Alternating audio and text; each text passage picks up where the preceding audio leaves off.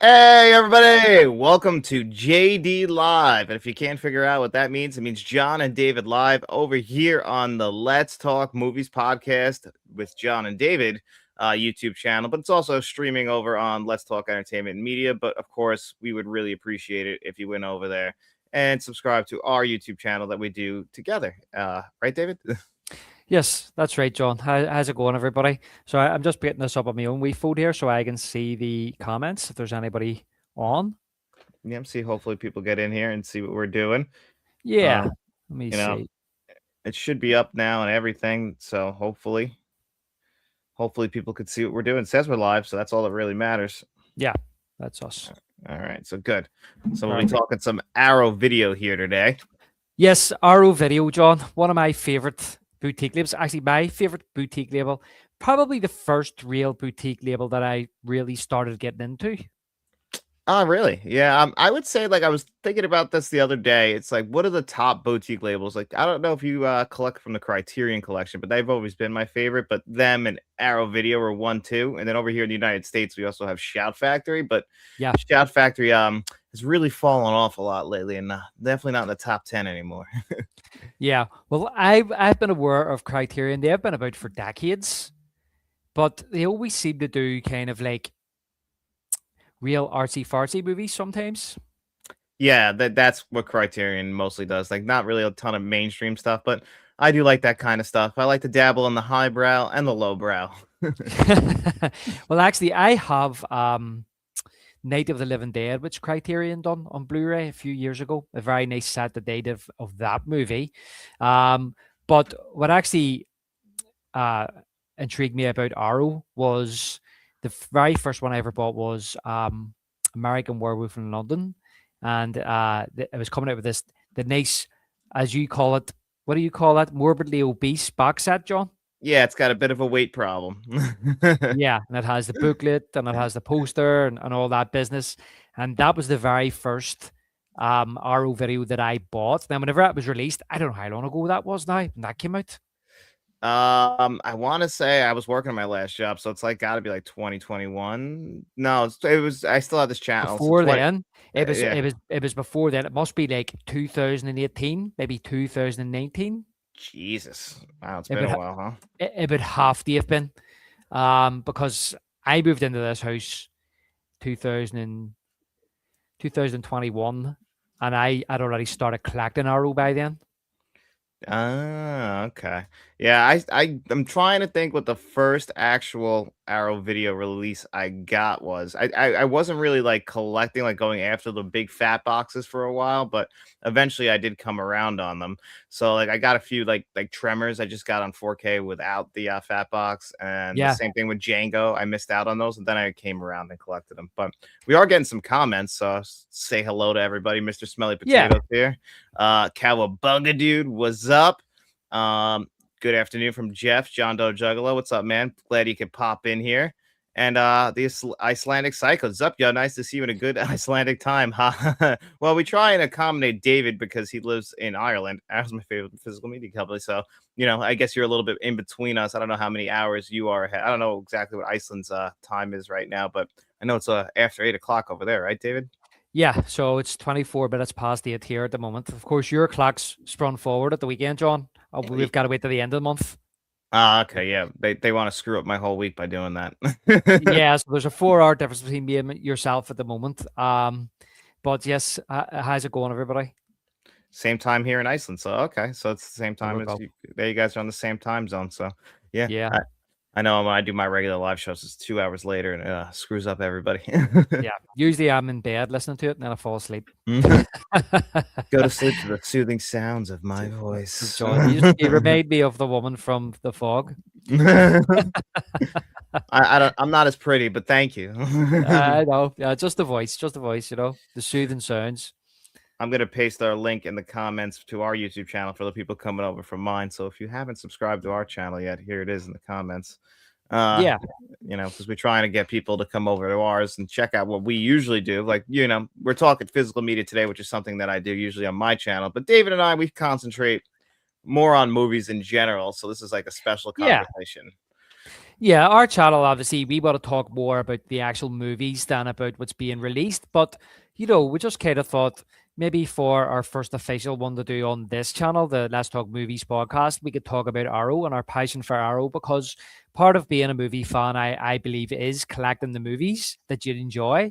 And it's became a real kind of niche thing to do in 2026, or in the last 5 years or so. I feel as if it's became a real specialized thing for cinephiles to collect Thank you, Faith.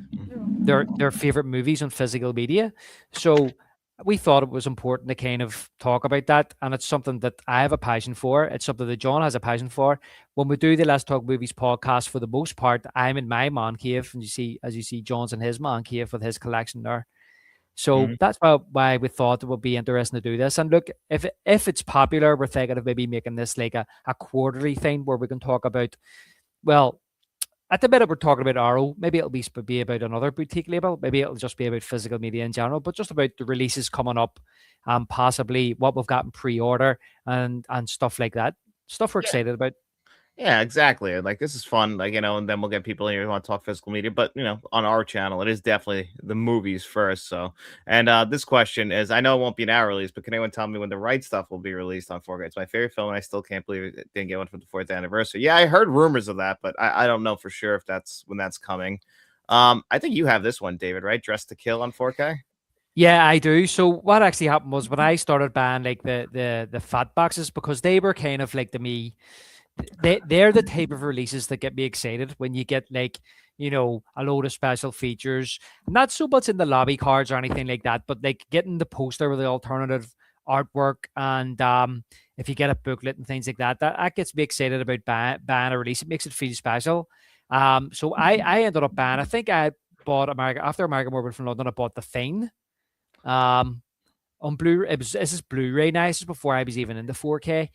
And then eventually then as when they have their sale, they usually have a sale around Easter time. I was able to get a load on cheap, a load of these like B movie horror movies that I'd never heard of before or seen before.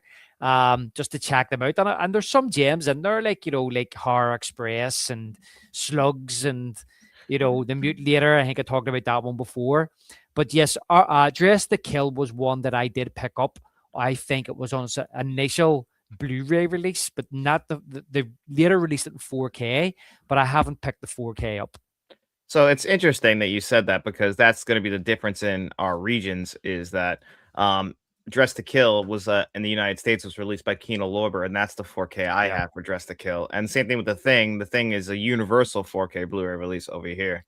Love B movies. That's one thing that Arrow Video does. Like there's a certain style to Arrow Video compared to like Criterion, like David was saying, like more of a art kind of like cinema will come from Criterion. You'll get some stuff mainstream, of course, but like there's movies that like maybe like a director, but like a more of their unknown work will come from them. Whereas Arrow, I feel like kind of sticks in between to both.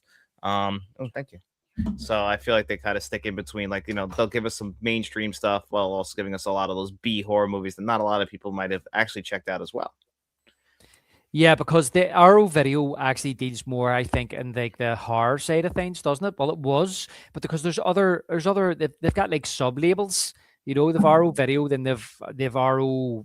There's other collections, but I prefer to stick more with the Arrow Video. But what I actually like about Arrow Video in recent years is they're starting to go down the road of, say, action movies, and as you say, more mainstream. I believe they have a license with Warner Brothers, so they're releasing like real kind of notable Warner Brothers titles. I mean, they even released like Carlito's Way, Deep Blue Sea, movies like that, and then they've started to move into westerns as well. They've released The Shootist, and they've released the Dollars trilogy as well.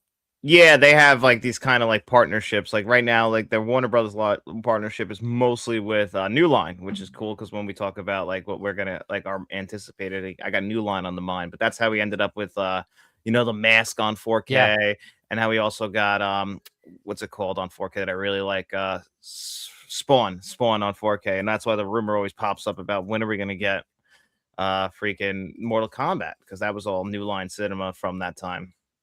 Yeah, look, me and you have talked about this loads of times, and I suppose we want to get at this later on when we're doing our waste list and stuff like that. But I've already said to you, like on several occasions, oh, I hope they do Batman. I really want them to do Batman. And you're like, there's no way they're going to do that because it's too popular. And I'm like, yeah, but John, when the Warner Brothers fancy just say, look, we've done it so many times, we'll let you do it this once. Well, I always say, like, with half these studios like that just do not care and they just put it out, like Boogie Nights on 4K Blu-ray, like Warner Brothers put it out. I'm like, if you weren't going to give it which is New Line, if you weren't going to give it the proper love, why not just put it out to a sub label and let them do the work, and then you just kick back on the But they, they're greedy. They're all greedy motherfuckers, and they want to have 100% full, full profits, which really just, obviously they don't care about us when they do things like that. Exactly. That's my thought about it as well. I mean, they've done, take Batman as an example, right?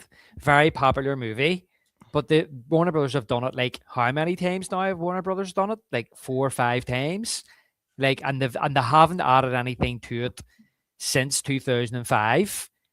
When they done Nope. DVD, as in special features. They've remastered it for 4K, but that's it really. And if they're not going to invest any more in it, then why don't they just say, if say for example RO did float it to them, why don't they just say, go ahead, do it this once. You can license it for a year or for 6 months, and let them do, the proper original poster with it, and a new alternative poster with a booklet, and maybe all the special features all in the old discs. You can't have that, but if they want to go out and do their own, because as I say, it's been 20 years, over 20 years since them special features been updated. I know they done like a Diamond release, which had a new documentary on it, but that's the only time you've seen that documentary about Batman. I think it's called like the Modern Blockbuster or something like that, or creating the modern, or birthing the modern blockbuster. You can watch it on YouTube, but it's not on any other release since then. It's on that one release of Warner Brothers. And I didn't pick it up because I didn't think it was worth it at the time. I was like, I'm not paying. It was expensive for that Diamond release, and I thought, I'm not paying that just for this half-an-hour documentary. It's a really good documentary, but I wasn't paying it. I was hoping it'll be released again, but it didn't. They didn't do it. So those are the type of things that I hope. Well, that's the stuff. That's one thing we can get to them later on, maybe about like the CRO attempt to do. Well, it's funny. You led me right into something I wanted to show everyone. Speaking of Batman, I got something right here I wanted to show everyone. David and I, every year, we give each other Christmas gifts. We're friends outside of the channel. And I got David It's a Wonderful Life. But David got me something. And I wanted to show you guys what I actually had done with it from Batman 89. I got this frames. I don't know if you guys could see it. But David bought me stuff from Batman 89, some film stuff. And I had to have it framed. And then brilliant. I'll find a place for it in the background. So it's hard to tell on my dark screen. What color? It was the felt. Did you get the purple felt behind it, John? No, they didn't have purple felt, but I got black on black. But I think it does pop that way. Yeah, listen, you obviously went to professional framers there. I took your advice. Yeah, you told me to do that, which David thought I was crazy. I didn't know people did that, guys. I'm a sheltered human being who comes from a white trash family who would never do something like this. Listen, that looks excellent, mate. That's going to look amazing up on the wall. And like when I was getting you that, I was like, when I was looking for it, I was like, you know what? I want them myself, and I bought myself a copy, so I really need to get mine framed as well on the wall too. But that looks excellent. They done a great job there, mate. Thank you so much. I really appreciate that. Oh, look, George is here. I was expecting Batman Speedos. Yeah, I wish you would have got me a Batman Speedo. I would absolutely. George, that's next Christmas. Exactly. Put a purple LED. That would actually be awesome too. I didn't even think of that. even just above it or something, if you had a wee light just sitting above it. Yeah, just to show it off. Yeah. Yeah, I'm excited to hang that up. I should get the rights to Napoleon Dynamite for 4K because it's a Disney property, and Disney will never. Well, that's why we'll never get it, because Disney is another one of those companies that hold their movies hostage, unfortunately. Yeah. And then it's really got an arrow of Brian De Palma releases and the House Series B movie horror awesomeness. I think you have the House series, right? I did. Well, that's what I was saying about Arrow when you see. I missed out on a lot of things with Arrow. That's why I like when they come around again and do the 4Ks, which is why I didn't buy Dress to Kill again in 4K, because like I watched Dress to Kill, I really like it, but how often do I watch it? I don't watch it that often. Do you know what I mean? Whereas, like for example, if I miss out on something and I like Silence of the Lambs came out in 4K, I bought that one. But what happened was that when they do a sale, they had like the house box set on sale just with the movies. And I was able to buy the full box set because I got it on a sale. The same with like the Phantasm movies like that I've never seen before, but you can get them really cheap on sale for about £25 for like 8 movies, so you may as well. Yeah, might as well dabble in it, right? Yeah, and the presentation looks so good, and it looks so good on the shelf as well. Yeah. So well, that's the thing about Arrow, and you can see all my Arrow collection right there behind me. That's all of them right there, and I love how they look on the shelf. That's one thing I love about Arrow Video is like the way they pay attention to packaging. And Yeah. I think you brought over some of the stuff you've bought this year. I've only bought one thing from Arrow. I have stuff pre-ordered, which we'll get into in a second, but I only bought Miss 45 on 4K Blu-ray, which actually Mr. Smelly Potatoes here, that was a channel review for him. And since the 4K was out, why not? Win in Rome. Yeah. Well, yes, I did. I brought in I have a load. We'll get to the pre-orders next, John, but I have a load on pre-order. I say a load, I have a few in pre-order. And these two had actually one of the ones I pre-ordered came today, funny enough. And then a couple of weeks ago, I bought this one. It's another one which I bought, which is a blind buy, which I'd never seen before because I got a wee bit of FOMO. I was seeing reviews online, and I was like, you know what, if I miss out on this and it sells out, I'll be kicking myself. So we'll start with that one first, which I bought because I didn't want to miss out on, which is Excalibur. Yeah, that's a big release this year that everyone was asking me if I was going to review, and I'm not the world's biggest Excalibur fan, so FOMO didn't get the better of me with that. But I did get like all the reviews out there were saying how good it looked, and I'm like, oh, maybe. See, the early reviews come in, and then I was kind of like, because when it was first advertised, me and you had talked about it, and you had said to me, I suppose I'm going to get it. And I said, I've never seen it. You were like, I haven't seen it. It says no. So then, Christmas comes along and you've other things to pay for. And then the new year comes around and then I'm seeing these reviews and I thought the same. I thought, you know what? What if I miss out on this? What if it's really good?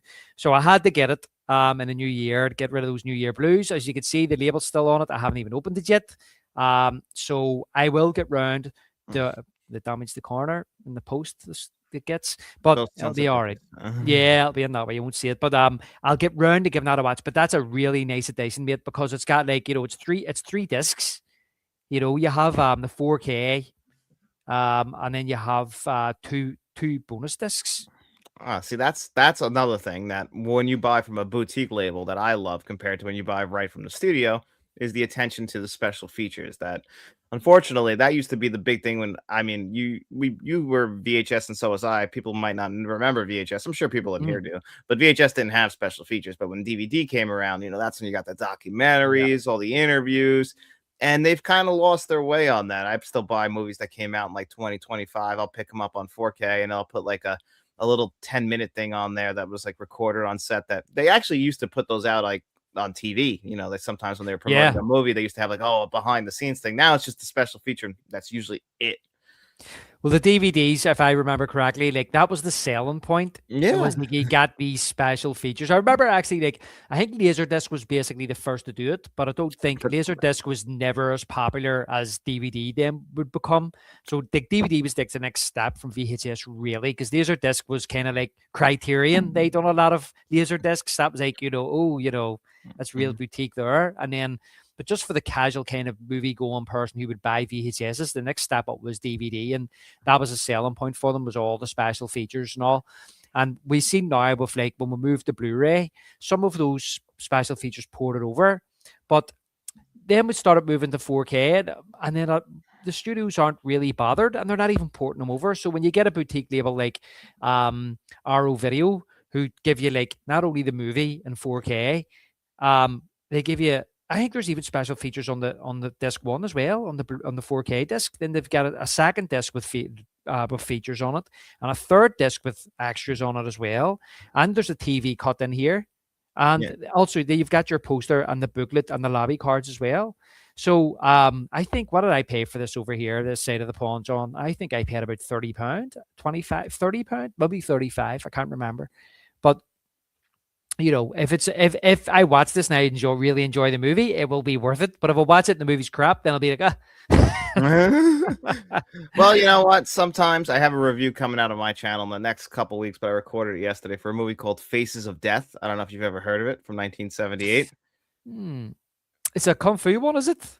No, it's Oh, basically a movie that's like it's a fake documentary about like somebody who was like taking through like they saying it's real clips of people dying and everything like that. And like at the time people thought it was real, kind of like Blair Witch Project. Now the movie itself I didn't think was very good at all, but they put a lot of special features on there, and I'm like, you know what? I'll hang on to this now just because I like the what kind of went into making that movie, even if I don't really like the yeah. movie. So it gives me a reason to hang on to it. Maybe that'll happen like with Excalibur if you don't necessarily love Yeah. it.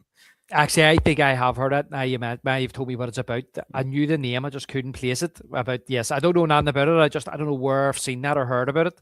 But it's funny you should say it because I bought Last House on the Left like years ago. It was like a 3 disc special edition, and that's not a movie I'd like to revisit that often. But the third disc is actually a documentary on the slasher genre. And it's Yeah. amazing. Yeah, it goes through the See, history of the slasher genre. Now, it only goes up to like 2005 or something like that, because that's when this came out. It was something like that, John. It's like early 2000s. But I'm like, I've held on to that DVD collection because the best thing about that is that documentary. yeah, see, exactly. And that gives you a reason to hold on to it. It's like, well, I'm holding on to my All the President's Men Blu-ray, even though I have the 4K. It's the Blu-ray came with an hour and a half documentary on the movie that they removed for the 4K. And I was like, well, now I have a reason to hold on to Yeah. this. Yeah, and I believe on that Excalibur as well, there's a documentary which they done on which came out. They made it at the time to be aired on television, and they never aired it. And it's an hour long, the making of Excalibur, and it's directed by Neil Jordan. Oh, that's pretty cool. So it's got to be well put together then. Yeah, and it's on. I think somebody said it's on YouTube, but it's on that disc it's on that collection for the first time on physical media. That's awesome. See, that's where physical media is king. Now you get to watch it forever without ads or anything like that. Yeah. What's up, Mark's Movie Menu? I'm glad you could pop in here and join us tonight. And Right. speaking of Excalibur on Blu-ray is so dreamy. I just fell asleep. I heard they fixed that though. Well, I guess we'll find out. We'll find out. How you doing, Mark? Yeah. So, and the other one which came today, which I was very excited to get, John, was Black Sunday. This is one you've been telling me about for a while too. Yeah. So I've only seen this movie once. It's one that I've always remembered because it stars Robert Shaw, and I believe this is the last movie he done before he died.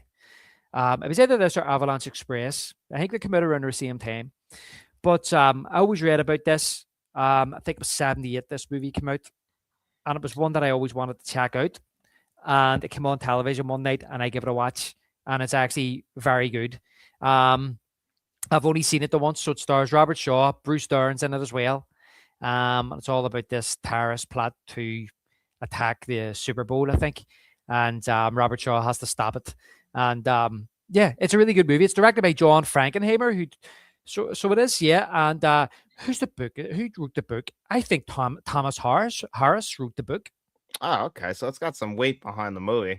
I mean, I think we actually Yeah, had that released here in the US before you guys got it released there in the UK. Like on the UK and Region C, Region C, I'm always trying to draw. Is that just Australia? I don't know. Region B is UK, Region Ireland, B. and Yeah, other European, or most of Europe. Europe. Yeah, I think Region B is like Europe, and then Region C, I think you're right, is Australia. Yeah. Mm. But it's, as I say, I've only seen it once, but it was one of them ones I thought if I can ever get a physical release of that, I'll definitely pick that up because just being a Robert Shaw fan, one of his last movies, I like character like Roy Scheider, Robert Shaw movies. And it's really good about it is that I think John Frankenheimer, he directed a movie which Scheider was in called 52 Pickup, I think it was called. Okay, I have seen that. It's really good. John Glover's in it as well. Yeah, John Glover. Man, that's a good cast. Yeah, it's either Frankenheimer or Bottom. I can't remember, but there's a documentary. I was reading the special features on that today, and there's an hour-long documentary. An hour-long documentary. Hold on, I'll just see what it says here. It's called The Directors, John Frankenheimer, an hour-long portrait of the director from 2003, including interviews with Frankenheimer, Kirk Douglas, Samuel L. Jackson, Roy Scheider, Rod Steiger, and others. So that'll be good. Yeah, that sounds interesting. I mean, stacked list of interviews in there. Yeah, all the only thing is when you say Black Sunday, I'm just thinking of U2's Sunday, Bloody Sunday. Yeah, Great song. yeah, Never yeah. heard of anyone saying I love the movie Excalibur until the 4K released. I feel like that's common. Well, that is true. When physical media comes around, people do kind of get interested in their releases and like because it's like, oh, they're getting, the special treatment. Maybe it'll push me to finally check this movie out or give something another shot. Yeah, So, I mean, that's that's right. happened to me many times. Uh-huh. Sometimes a special edition, like Miss 45. If Mr. Smelly Potato didn't recommend that, and like Arrow Video didn't give it that 4K release, I always read about that movie and like how it was very raw and the start of like Abel Ferrara's like mainstream career. But I was like, okay, well, I'll give it a whirl. And like, I probably wouldn't have checked it out until like a 4K came out like that. Yeah, that's what I love about boutique labels like Arrow. And George is saying, "Or do you ever seen Excalibur?" Either have I, John. Mm. Sorry, George. It came out, I think, in 81 or 80, maybe around then. I mean, it's Liam Neeson's in it as well. I think Christopher Ray's in it. Isn't So Helen Mirren in it too? I think, yeah, I think I did hear Helen Mirren's in as well. So it has this like, British Irish cast as well that's actually in the movie. I think it might have been filmed in Ireland as well. Yeah, I can't beat that. I mean, Ireland is a beautiful country. Things look great there. Mm-hmm. Of County Monte Cristo, 2002. A lot of people, and I know the first time I ever heard about the Count of Monte Cristo was in the movie Sleepers, which is getting a 4K release pretty soon. And then I finally checked that out. Well, I think I have the book, With that, which was bought for me when I was a kid, and I never read it. I don't believe I've seen Excalibur tons of stars. I know. So I think that the 4K kind of raised the awareness of Excalibur. Like I knew the story of Excalibur, like I've heard of the sword, like and everything before, like Yeah. like the movie, but I don't think it was a beloved classic. Like it's not one that usually comes up in conversation that often. I don't feel like at least. Yeah. King Arthur. King Arthur, yeah, exactly. That's what the sword. I assume that's what it's about. Like I've Yeah. only seen Excalibur one time myself. I didn't love it. That's why but I'm not like the biggest like sword and sorcerer guy. There's really this like Conan and like Deathstalker for me, and that's like really it. I imagine it would be more like, I know you're right about the sorcerer stuff, and like, isn't it there's gonna be about magic and all too, but I was kind of thinking maybe in the vein of obviously not as good, like Braveheart or something. Yeah, it's no Braveheart. Yeah, no, that's what I'm hoping for, but What's up, Eli? Thank you for popping in here, buddy. Hope you're doing good. Don't forget to slash the like button, sub to both of these channels. We would definitely appreciate that. thank you, Eli. It would help us both out. Now, you want to get into some of these pre-orders for March, April, and May because that's what they've announced through the year. Yeah, 100%. Which way do you want to do this? Do you want to pop it up the screen first, mate? To be able to just go through what we've got on pre-order? Yeah, well, this is March right here. So this is, and you can see, guys, underneath it, they put the countries of where they'll be released, which is really just an illustration of the regions. And it's funny because I don't think they do Region C because I see Canada's flag under only one of them, which I would think would be Region A, but I guess not. Oh yeah, that's really odd. Let me see. Well, anywhere there's a American flag, John, they've got the Canada flag. So Canada is the same reason as yourselves. I think maybe they're just saying they'll be able to buy it in Canada. Yeah, maybe that's exactly what it is. Because I'm like, I would think it's the same region as us. Yeah, but North America would just fall under Canada and America, wouldn't it then? Yeah, poor Mexico. They get forget again. Yeah, maybe can't get it in Mexico. Yeah, and then of course you have the Britain flag there, which I would say is, yeah, I mean the Republic of Ireland as well. I was down in Dublin last May, and I was in their one of their what do you call it, physical media stores. I can't remember the name of it now, and they actually just had a section just dedicated to Arrow, just all the Arrow videos you could buy. So I gotta move to a different country. George said Monty Python, the Holy Grail. That's a classic. Yeah. But the Icelandic Psycho put a video up showing like his physical media store. It just made me so jealous. Because we don't have that here where I live at all. And Braveheart is worth upgrading actually to 4K. I love it. But yeah, I'm jealous of you guys that have physical media stores. Just yeah. Unfortunately, I don't have it. We have one called HMV, and I haven't been in HMV in a long time, but that's where I buy a lot of my physical media now. So like the Black Sunday and stuff. and Excalibur as well. I think I bought off HMV, which is really good because I can use the Pay in 3. So even though Excalibur is £35, if it's over £20, you get free shipping. So I can pay that off over 3 months. Do you know what I mean? 10 or a month or whatever. And but this particular one, when I was in Dublin, I was waiting on my train to go home, and I had a couple of hours to kill. I'm just called in, and I'm Dublin. It was brilliant because all the boutique labels, John, just had their own section, and it had everything you see on their website was there. You could just walk through and just look at everything and just pick out whatever you need. Whether it was Criterion, they had an 88 films section. As I say, they had the Arrow section. I don't know if they had second sight. I can't remember. They're bound to have. But the only thing was when you go into those stores, they're a wee bit more expensive than buying them online. That's the only thing. Yeah, that makes sense because when you buy it online, you're buying it directly, and you get like the kind of the bulk pricing thing. Now that the store itself's trying to make some money, so they usually put like a little upcharge on it, so they get some money. Yeah, and then of course you just have your standard releases. Then you have your on sale, and they even had a DVD section, a big massive DVD section. But then you've got your like vinyl set. There was vinyl section as well. Ah, that's cool. Keeping vinyl alive as well. Oh yeah, 100%.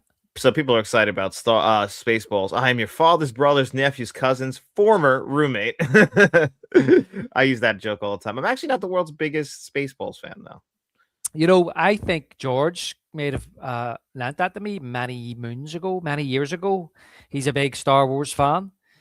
Yeah, and get Spaceballs, he said. Yeah, and I think George, I think you lent me Spaceballs, but I just couldn't get into it. I think it was one of those things that you maybe had to watch.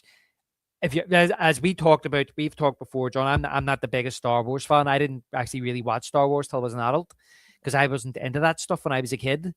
But I think Spaceballs for me is the type of movie that you maybe have to be into the Star Wars movies when you were a kid and maybe watch that when you were a kid.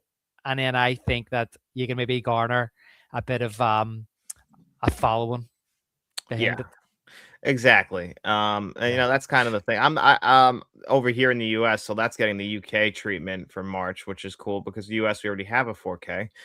Guaranteed that it'll look better. It's the same thing with The Killer up here, or Hard Boiled rather.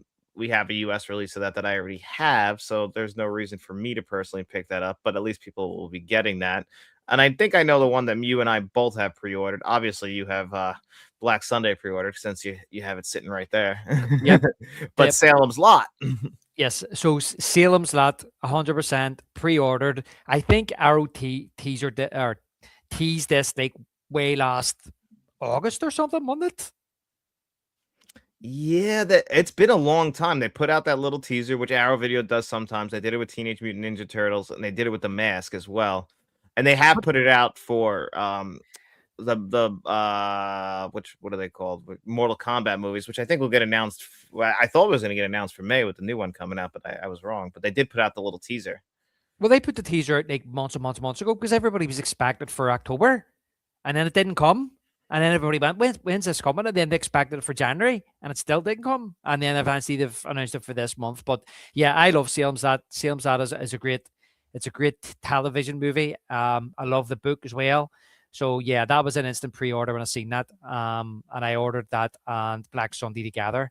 They are basically the only two that I have pre-ordered for March. Yeah, I only have Salem's Lot pre-order. Red Sonja is like a spiritual sequel to the Conan movies, but doesn't feature Arnold Schwarzenegger, so I didn't pre-order that.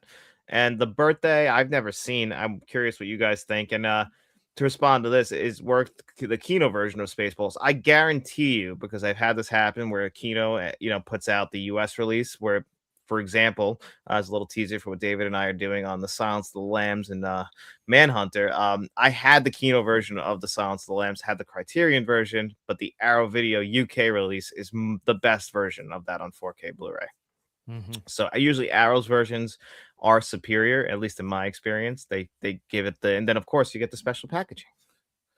The packaging, the booklet, the poster, the whole shebang. Here's one for you, Jay. Some Jaws merch and HMV, Dave. I know, I must get down to check it out sometimes. Everyone knows. But usually if it's in there, I probably already have it. I watched The Secret Agent. It was the last movie I needed to watch for the Best Picture nominees, and a big plot point of that was because the movie took place in 1977 was seeing the movie Jaws. So I thought of you. I always, now my brain's like ruined because of you and Jaws. Yeah, I think I do have a lot of people. Well, look what it did to George. He immediately thought of I know. you. Since UK is releasing Scream Factory 4Ks, which Scream 4K do you want Arrow to release in a chunky box set? Oh, that's a good one. Trying to, you don't have Scream Factory, so I'm trying to think what over here I would like them to do in a chunky box set. In the Mouth of Madness, probably got that. I got the. Oh wait, that already got that one. So we got that. I'm trying to think off the top of my head. What and from Screen Ace Ventura Pet Detective, because we got screwed with their freaking US Yes. release of that.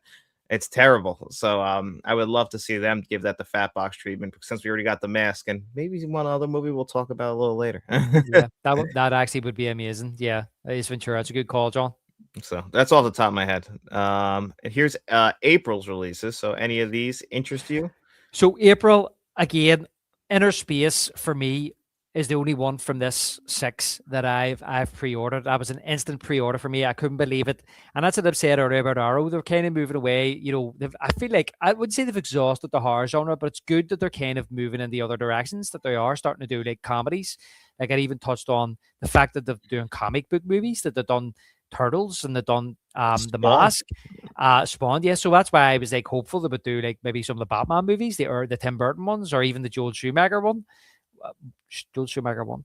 And Yeah. yes. So Inner Space was one of these movies that I grew up watching on the television. And it's just hilarious because I like Dennis Quaid. He's in Jaws 3D. And Martin Short is really funny. And this is such a great wee comedy. So I'm really looking forward to this one. Yeah, I told Faith because Faith asked me if she wanted to get me anything for my birthday, and I said, you know, I pretty much have all the movies I want for April pre-ordered, but I'm like, I really would like Inner Space, and I sent her the link yesterday, and I'm hoping she gets that for me for my birthday because that would be out of this.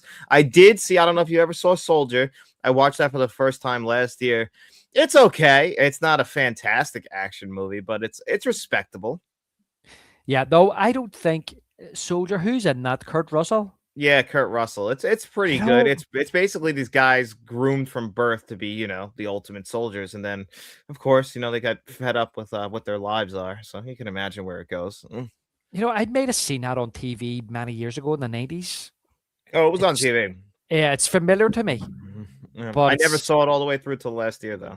yeah, it kind of reminds you. Yeah, I think I did see that on TV, John, like in the 90s, like a Saturday night premiere, and it was all cut to ribbons. Yeah, but I can't remember much about it. And then you see The Killer, which again, like same thing. I have the Shout release of that on 4K Blu-ray.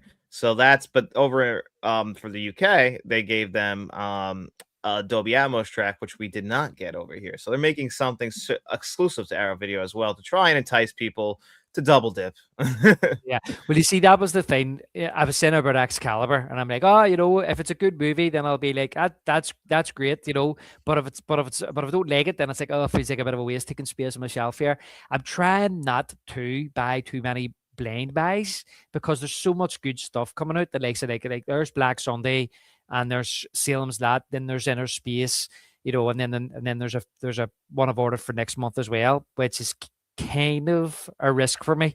But so when I see other things like Killer, it's got a cool cover and stuff like that, I'm just like, just don't do it because it does look so awesome. And they really did much better artwork than the Shout releases. Like Hard Boiled got like a solid like hunter green zone. It just doesn't feel like the Killer, like Hard Boiled, but like for Arrow, they went all out. Same thing with the Killer. Like I love their box art. They always do such a good job. Yeah. And Return of the Living Dead, chunky box. Well, I think he's saying he would love the chunky box. You have it, right? I was going to say, yeah, I have that, and I haven't watched it yet. And again, that's a blind buy for me, but I haven't had the chance to open it and watch it. We have the Shout release. That's the one where I have the Scream Factory release. And Scream Factory, that's something we'll talk more about on my Wednesday show because that's going to be the main topic. I got a lot to say, so I'm not going to blow my load here. No, John, don't keep it under wraps, mate. Yeah, I'll keep myself clean. keep it clean, bit, yep. And the thing is that I just was last year. You get bored sometimes as a physical media collector when there's nothing on the horizon. You do kind of get bored and kind of go, you know what's out there? And then I start seeing things like Return of the Living Dead, and also Zombie Flesh Eater, and I've already got like the box set of Dawn of the Dead. So it's like, let's build a wee zombie collection here. So there is that. Are you a big zombie guy? Because there's only been like a handful of zombie movies that I've ever really liked. No, the funny thing is, I'm not yet. I own about 6 or 7 zombie movies. As I said earlier, I've got Night of the Living Dead as well. I like Night of the Living Dead, and Dawn of the Dead's okay, but Shaun of the Dead was very funny as well. That would be a good one for Arrow to do. Um, Yeah, we got 4Ks of that over here. With we got the whole trilogy of movies. What do they call them? their Cornetto The trilogy. Cornetto trilogy. We got Yeah. them all on 4K. I love Edgar Wright movies, so I've always enjoyed. He makes like a combination of like these kind of B movies, spoof movies of other genres. Like I always really liked Hot Fuzz because it's just a spoof of like Mm. 80s and 90s action movies. The Cops. The only one I actually liked, to be honest, was Shaun of the Dead. I didn't like the other two which they done.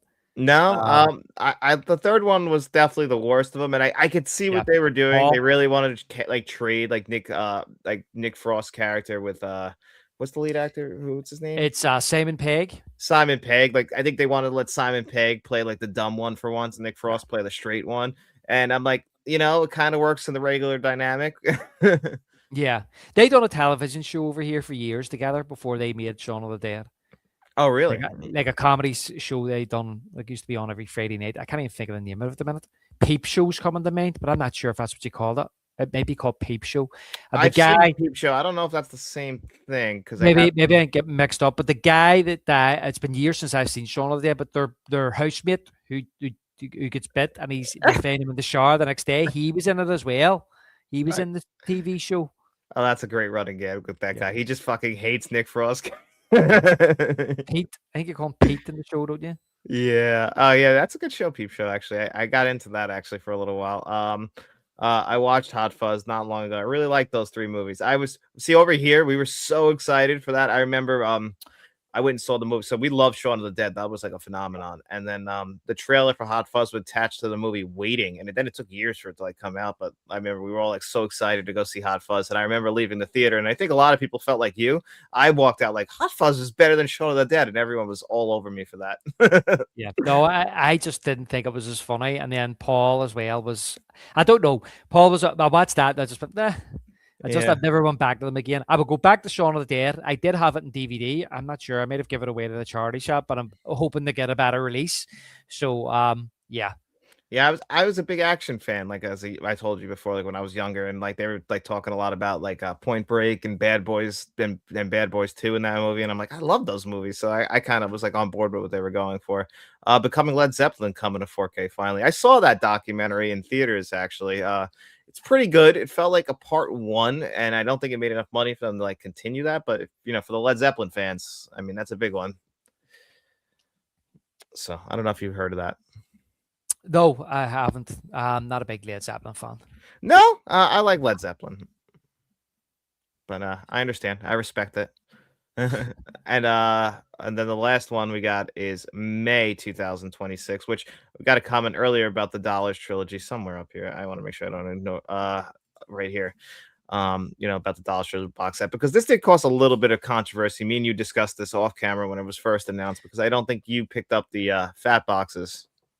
Right. So the thing about the fat boxes was that I seen it advertised and I watched these movies years ago and just didn't really take to them. But because, over time your kind of taste changes and things like that. So I always one of those trilogies that I wanted to revisit at some stage. And I missed out on buying the fat boxes. I missed the first one. It was sold out. I want to get it in 4K. I'm going to get it. I want to get it in 4K. It was sold out. So once I couldn't get it, I went, you know what? I'll wait, and maybe I'll just pick up the individual discs on 4K.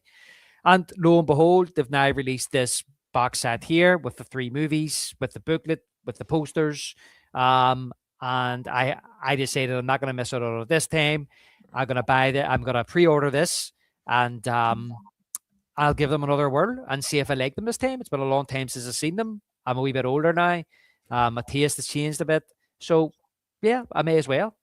Yeah, I mean, I love them. I'm a big fan of the Dollars trilogies and the entire trilogy. And I felt like all the special features were amazing. They went all out. In the US, we did have the Kino Lorber ones, and that's kind of still the ones that kind of guide you to. And if you import them, just remember in the United States, you're going to need a Region B player to check out all the special features because all that's on disc too, which doesn't always happen. But yeah, unfortunately, if you're someone of the field, the scans are great though. And I I hope you end up liking them. And then the other one you sold me on, and I'm definitely gonna pre-order, is Blue Thunder, which I've never seen before.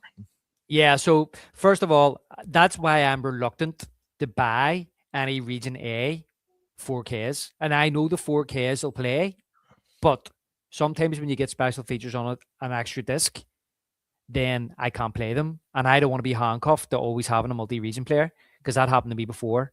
I bought a load of like Region One like DVDs years ago, and then my player broke, and I got a new player, and then it just wouldn't play them.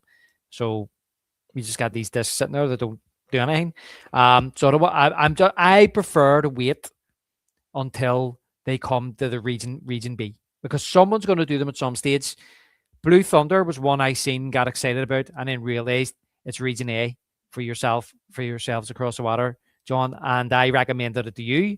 It's a great wee movie. It's just as I said about Black Sunday. This is a Roy Scheider movie. You remember I don't know if it's before your time, the television show Airwolf? I never saw it. Right. Well, so Airwolf was a television show that used to be on in the 80s. It was kind of like those type of shows like Knight Rider or the A-Team, right? Oh, so if Yeah. it's in that vein, I'm gonna like it then. Oh, yeah. And I used to love Airwolf when I was a kid. Loved Airwolf. But I didn't realize 2 years later till Roy Scheider died. And then I realized, you know what? I've only ever really seen Roy Scheider in Jaws, Jaws 2, and The French Connection. So I started collecting a few of his movies and watching them. And this was one that I bought and thoroughly enjoyed. So this was the forerunner to Airwolf. And it's a thriller. I think it's directed by John Badham. Okay. And it's this state-of-the-art helicopter that fights crime, and he's the pilot of it. And it's a bit cheesy, but it's really good. Well, if it's 80s cheese, I'm pretty sure I'm gonna enjoy it. The other one is another movie you saw recently, and if you go back and listen to one of our older shows, we talked about The Long Good Friday, which is coming back in the season pretty soon. Yeah. But the other big movie that Bob Hoskins did that in a similar vein was Mona Lisa, which I have still not seen, but you said that you've seen it since, and it's not as good, right? No, it's not as good. First of all, I want to say is that if Blue Thunder does come to Region B, I will definitely be picking it up at some stage. But Mona Lisa, that is one that I got on their sale. Arrow Video released that already on Blu-ray a while back, and it was one I was waiting on it coming up on a sale, and I would buy it. And eventually, I got it in sale, and I watched it, and it's worth a watch. It's not amazing. It's not as good as The Long Good Friday. Nowhere near as good as The Long Good Friday, in my opinion. Don't even think it has the same watchability. It's a sweet movie. It's kind of like there's gangsters in it, and Bob Hoskins is playing the driver of this escort, and it's all about how she's getting in trouble with these gangsters and how he is going to try and save her from them. It also stars Michael Caine. That's always good. He plays the boss of the gangsters, and of course Bob Hoskins is brilliant in it. And it's directed by Neil Jordan, who I just mentioned. And it's made by the same studio that made Long Good Friday, but it's just nowhere near as good. Okay. Well, that's a shame. Another one that we have already here in the United States through Shout Factory is Nightbreed, which is a Clive Burton film that I actually really like. And the main villain is played by David Cronenberg, interestingly enough. Clive Barker. Clive Barker. What did I say? Clive Burton. That's the basis for Metallica. I do that all the time. You always do that. as long as it wasn't Barry Pringle. Barry Pringle. I'll always do. I'm telling you, once my mind gets hooked on the wrong name, it's forever. So I'll never get Clive Barker right. I'm sorry, I had to correct you there. You have to correct me. Nightbreed. I have the Hellraiser trilogy from Arrow. Okay. And yes, by Clive Barker, and I enjoy them. I really like the first Hellraiser, and I don't mind the other two. So this one television one night, and I decided to give it a watch, and I just didn't really like Nightbreed, so that's not one that's going to be on my list, John. Yeah, I like Nightbreed, but I can see why the tones kind of shift, and like the one thing is like it feels like a serial killer movie, and then it kind of shifts into like these kind of monsters in the graveyard kind of thing. And I always thought one of them looked like do you remember the old McDonald's commercials with Mac at Night, with like the half moon looking guy? His head looked like a half moon. It was supposed to be McDonald's at night kind of thing, and I was like, the fucking thing looked just like Mac at Night because of the practical effects. we talked about TMNT and how those hold up. They don't really hold up so well in that one. Yeah, that's. I'm trying to think here because Queen done a song. It was was it Radio Gaga, and there was the clips from Metropolis and stuff in it. I'm wondering, was that from Metropolis?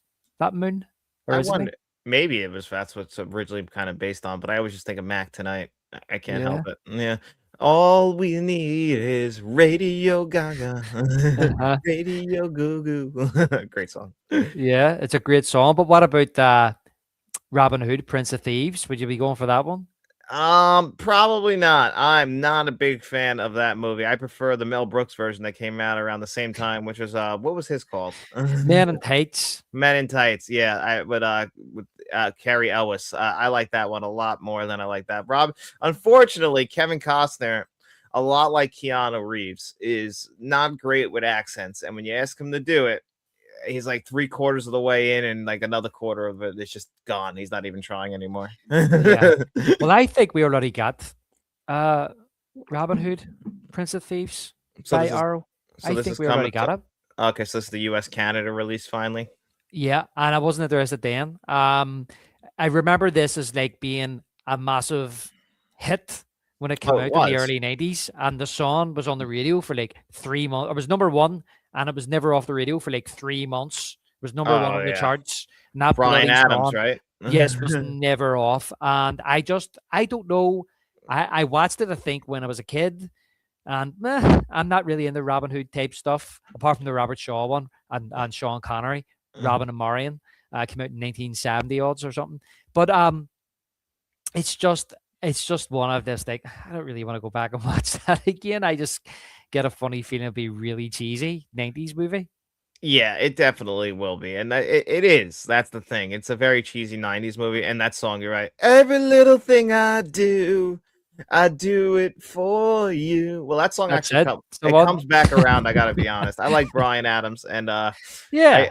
it comes back around every once in a while, and I'll still go ahead and listen to it. But that's the best part of the movie is the song because everything else, we're men in tights, and we're It, it, it was like I can't remember what year that movie came out, but it was like that Brian Adams song was in the charts and it was number one forever. And then not long after that, might have been a year later, but it was I always remember like Meatloaf's what do you call it? I Would Do I, Anything for Love. That came out and then that was number one on the charts for ages. Yeah, that's well, I love that song and I love that album. It's so Yeah. 91 for Brian Adams and then 93 for Meatloaf, actually. A couple of years between it then. It's all merged into one for me, John. Yeah, well, Meatloaf is the one musical artist I could talk to you all day about because he's one of my, if not my all-time favorite. I love Meatloaf. Yeah, no, listen, that song's a great song by Meatloaf, though. You know, The whole album, Bad Out of Hell 2, is great. it is. Definitely is. It really is. So Life is a lemon, and I want my money back. I listen, that song didn't make sense when I was a kid, but it sure does now, and I would definitely like my money back. Objects in the rearview mirror appear closer than they are. Yep.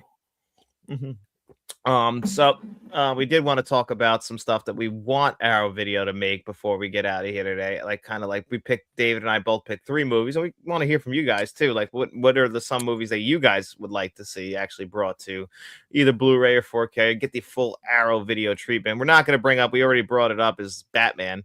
We don't want it Batman because we I think at least the way I approached it was more from like a realistic possibility. Like I just don't think mine are all pie in the sky here. Like all like you're just shooting from everywhere. I thought like I can see Arrow Video doing these releases, so that's why I'm gonna pick them. I want them to do the Godfather 1, 2, and 3 chunky box set posters.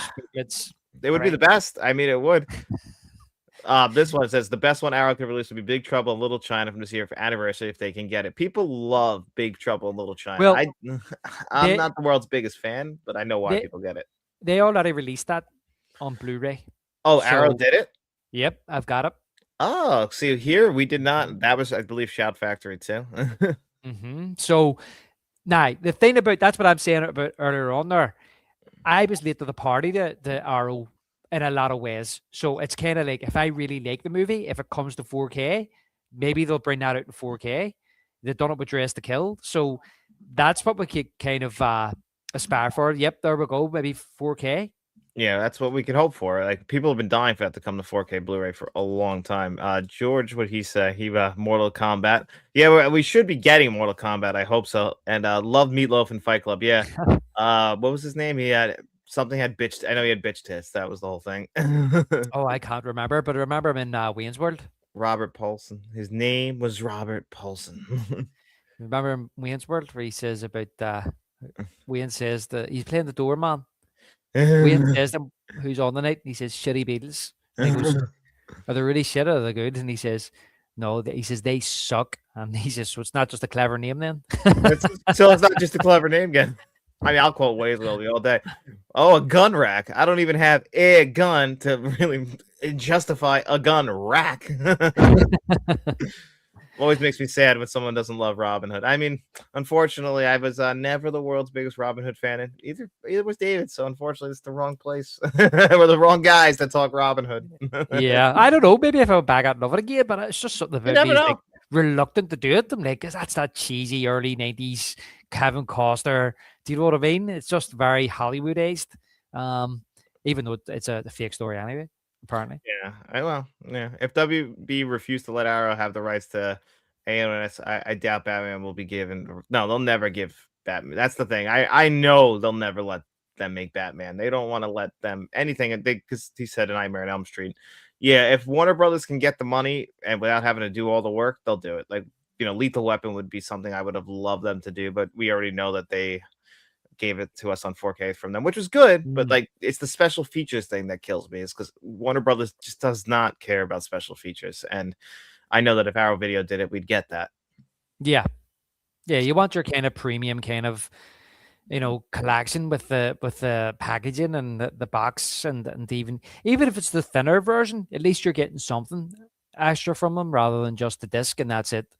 Yeah, I mean, John, you always say that the actual 4K scan is the most important thing to you, which I tend to agree with. That is the most important thing because there's one on my list here that hasn't even got a 4K yet, and I'm disgusted with that. So I'm just like, well, let's just go all out and just give us an RO video version.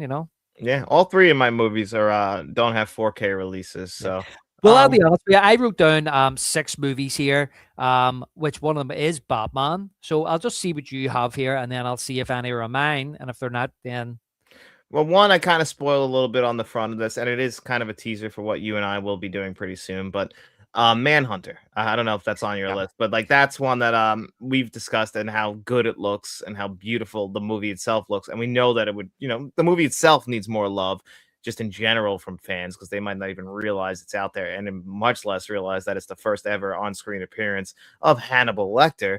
But it's a beautiful 1980s Michael Mann movie, and mhm. on 4K Blu-ray here in the US, we have a Shout Blu-ray of it, but it's very, very, very old and dated at this point, and I would love the full treatment of it.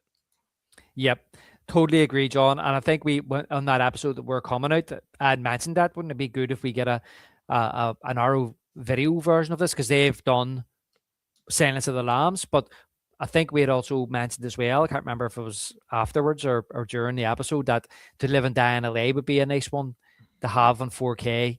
RO video done the Blu-ray, but I would love to see them upgrade the 4K. Yeah, we have the 4K from Kino here, but that would be one that I would dabble and get the Arrow version of because it's a good transfer, but it's not a great transfer. But William Peterson is that guy that I would love to see, on 4K Blu-ray through Arrow Video and have both of his movies. So yeah, To Live and Die in LA would be a nice choice for them as well. Yeah, especially those legs Oh yeah, get those 80s legs out because he put on on the so much beach. weight by the time he got to CSI, man. Yeah, he's past his prime. Yeah, but You in the know, 80s days, gets to wear the short shorts. He's got that nice little house, and like you it, said, sitting with Dennis Farina on the big freaking tree on the beach. those pink short shorts. They're like almost salmon Yeah, colored, right? that's right. Yeah, I have a pair of them myself actually, and you Mhm. know, the legs aren't as good. His legs are better than his waves. Yeah. You touched her, didn't you? Yeah. You took your gloves off and touched You her. took your gloves off and touched my shorts, you son of a bitch. He's talking to Dennis Faringa. uh, Oh man, my question is: Mortal Kombat from 1990 was released by Arrow. Will they package Mortal Kombat Annihilation with it, aka Heavy Metal 2000 with Heavy Metal 4K?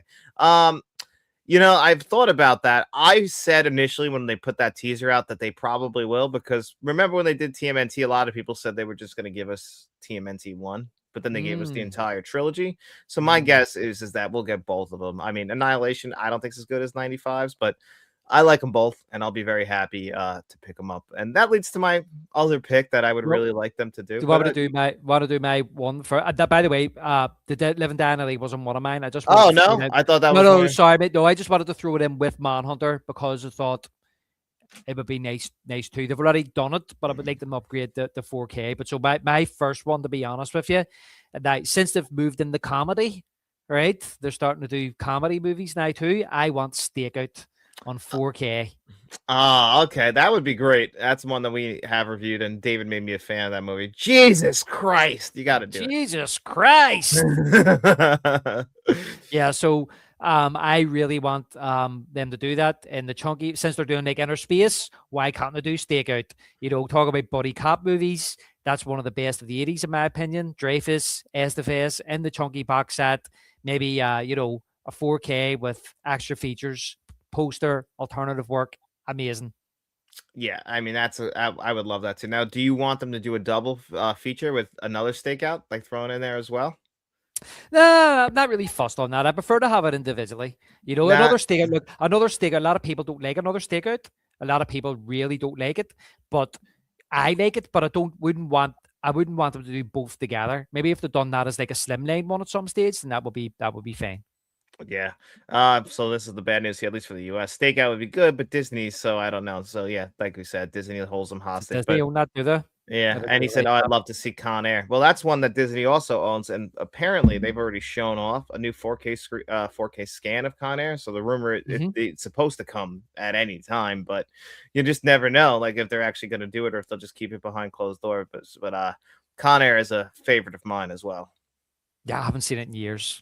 When I was a kid, I used to get made fun of by the very few movie fans that I knew in high school because I would have in my at the time, this is before I was like 16. Con Air was in my top 10 favorite films of like when I was a kid. I told you when I was a Mm. kid, I loved action movies and I love a nice cheesy fucking 1990s Nicolas Cage action movie like that. My do- my daddy's coming home on July 13th. My birthday is July 13th. His fucking accent's horrible. I don't think I've seen that movie since the 90s. I watch that probably once a year. Stakeout, yes, that'd be awesome. Another Stakeout is one of the worst sequels I've ever Yeah. seen, I have to say. So You see, you're you see, that's why I don't think they should do it 2-in-1 because I think a lot of people will be turned off because the sequels with it. So just keep it to the original. The original's the classic. And then yes, if they wanted to do the second one, maybe down the line, if Disney would let them do it, then yeah, they could do that. only oh wow. It's like I mean they only did Mighty Ducks 3 if they let him do another Stakeout. Really? I'm not the world's biggest Mighty Ducks 3 fan, so I don't know if he did good on either of them. Yeah. Yeah.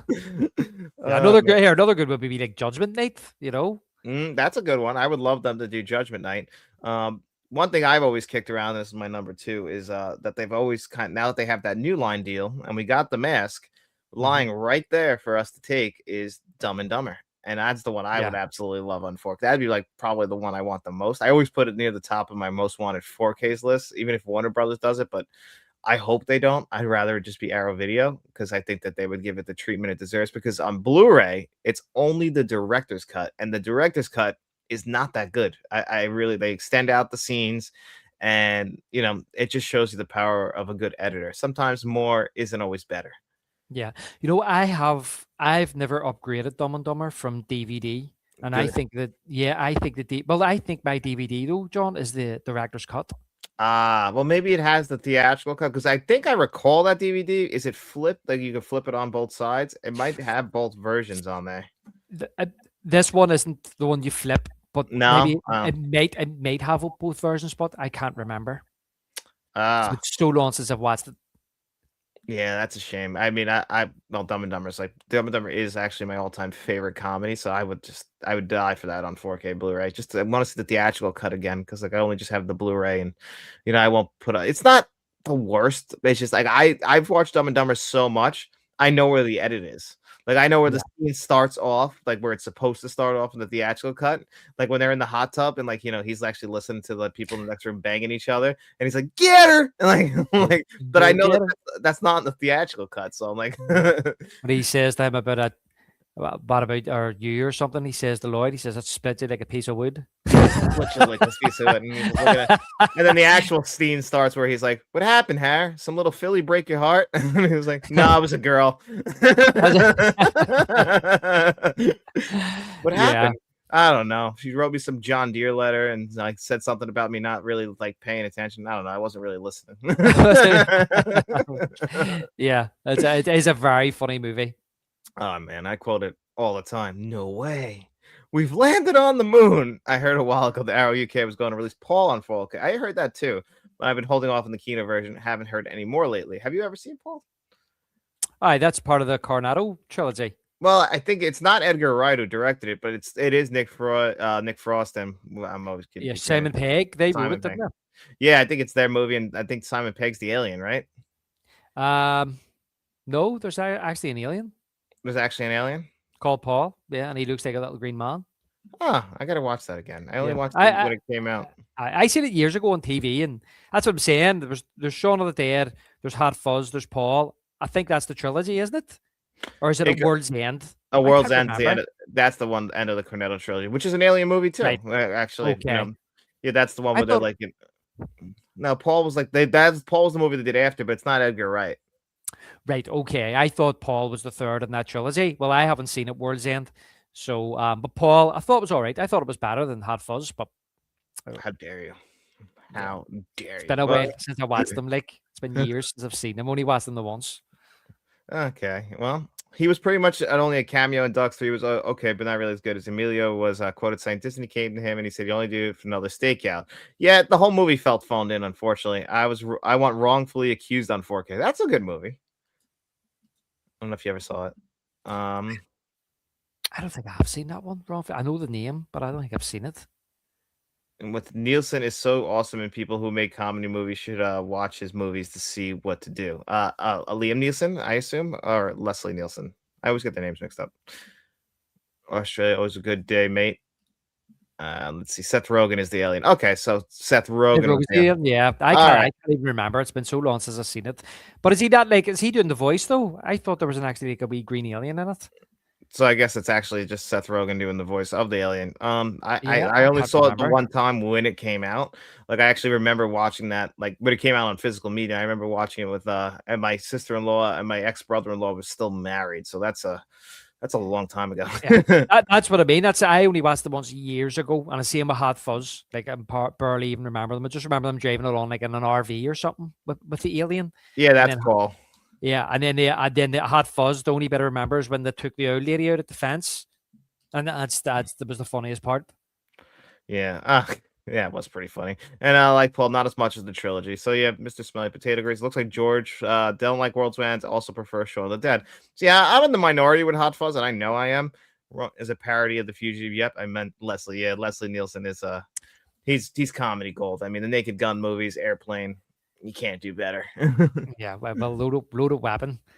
Oh yeah, we were just talking about Loaded Weapon. I really want to rewatch Loaded Weapon. Somebody was confused in the comments. They're like, they actually got mad at people because it was called Loaded Weapon. The movie's called Loaded Weapon 1. And somebody's like, you don't have to type out Loaded Weapon 1. We all know it's the first one. It's like it's the only one. Like that's the joke. Yeah. So was it that me and you were doing a show and you looked it up and you were like, oh. You said to me something about the sequel, and I went, "No, there is no sequel." And then you went because it says Loaded Weapon 1 here, and I was like, "Yeah, that's the joke." Yep, I fell for the same joke. That's the thing. Yeah. Oh man. Right. So I'll go to number 2. Yeah, I'll do my number 2. My number 2 here. This is actually. Do you know what it is? This is my number 1, but I'm going to go number 2 because I want to see what you're going to pick as your number 1 first. Right? All right. Because if you don't pick this as your number 1, I might, right? But this is my number 1, but I'll pick up as number 2. So it's his 40th anniversary this year. I've got it in Blu-ray. It's one of my favorite horror movies of all time. Arrow going back to their roots. They've done Invasion of the Body Snatchers. They need to do this. The Fly. Oh yeah, you see that's a big one too. I would love that movie. That's probably David Cronenberg's most popular movie. I love The Fly. That's a great one. I'm surprised we haven't gotten that on 4K. That's one that people have been asking for years. I think that might Yep. be Disney, and I think Yeah, that's it's why. Disney again. See, Disney, they got to get the finger out and not all do these. They don't again, this is what I keep hammering home is if you don't want to make the physical media release, if you're too lazy, then just let somebody else do it. Just license Yep. out the rights and you just get a kickback. They do all the work. Like you might not get 100% of the profits, but isn't that better than getting nothing? I just don't understand these greedy bastards, man. Yep. And listen, that is a title where I think Arrow would be all over, and you know they're going to do a great job of that. Could you imagine that box set with the original poster and all, the fly Mhm. and the front of it? Do you know what I mean? Yeah. But it's so good. There was a package release that had all the versions of The Fly, the original one, the sequels, and then The Fly from David Cronenberg and its sequel. That one would be fantastic. That's a great call. Well, I have I got it. I was in HMV years ago, and it was on sale, but it's all DVD.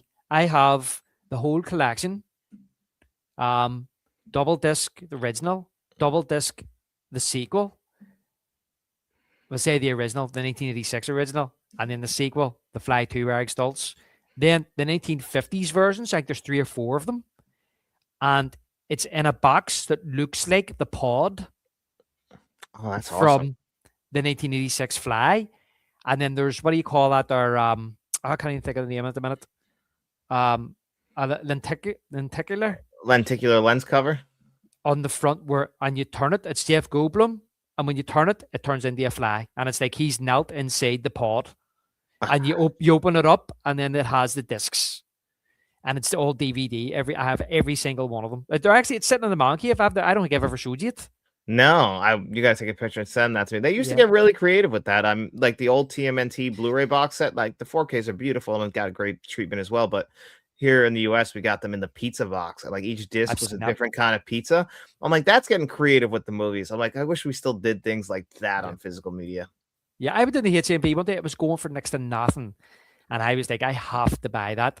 And as I say, it's one of those ones, John, as time goes on and you get rid of your DVDs and you upgrade it, that's one that just is like, no, that's a keepsake forever because it's like a clamshell. It's like a black plastic clamshell. Do you know what I mean? But you can't tell until, and then you just pop it open. And then it's like cardboard then. And you take the cardboard out and you flip through the discs.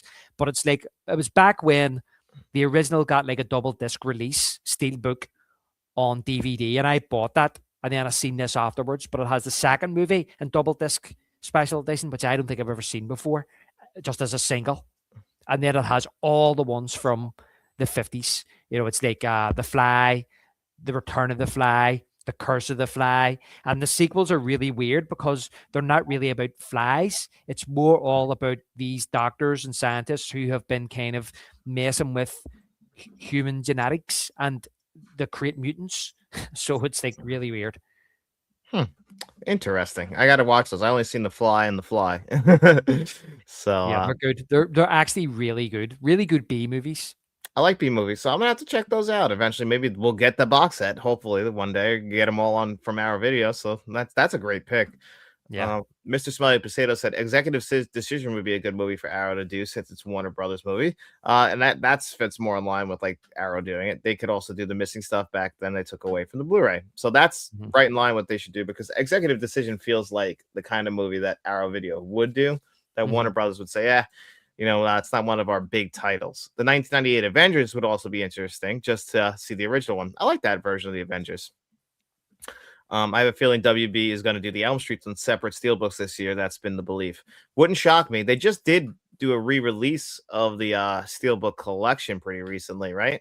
They're doing a releases. I don't think it's out this September or something, but am I right about that? I think you're right.